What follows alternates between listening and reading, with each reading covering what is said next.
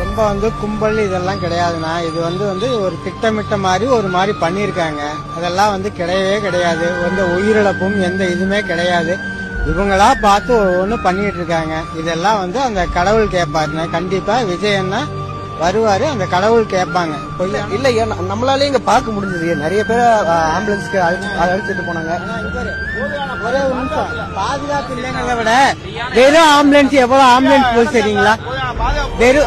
வெறும் ஆம்புலன்ஸ் எத்தனை ஆம்புலன்ஸ் போச்சு தெரியுங்களா? வெத்த ஆம்புலன்ஸ் எவ்வளவு ஆம்புலன்ஸ் போச்சு தெரியுங்களா?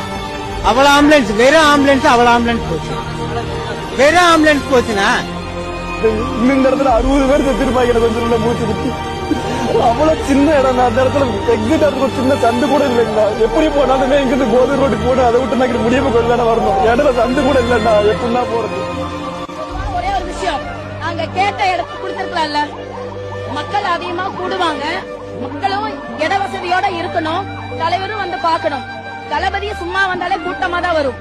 இன்னைக்கு அவர் ஒரு கட்சி தலைவரா வர்றப்போ இன்னும் எதிர்பார்ப்போடு அதிகமான மக்கள் வரத்தான் செய்வாங்க.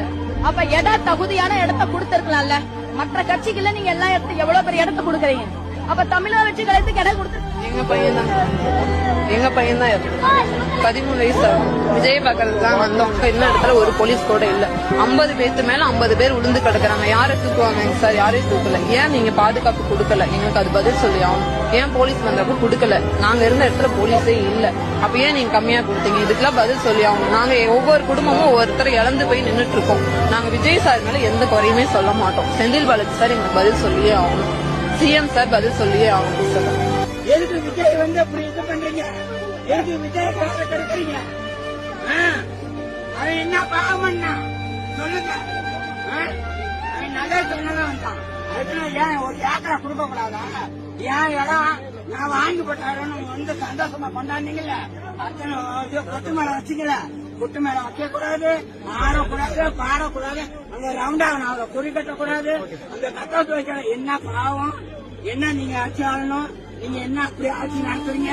என்ன மக்களுக்கு நல்லது செஞ்சுட்டீங்க? என் பிள்ளைகளுக்கு, என் குடும்பத்துக்கு 10 பேர் பிள்ளை என்ன நல்லது செஞ்சுட்டீங்க? திருநங்கி என்ன நல்லது செஞ்சுட்டீங்க? நல்லவங்க மாதிரி நடிக்கிறீங்களா நீங்க?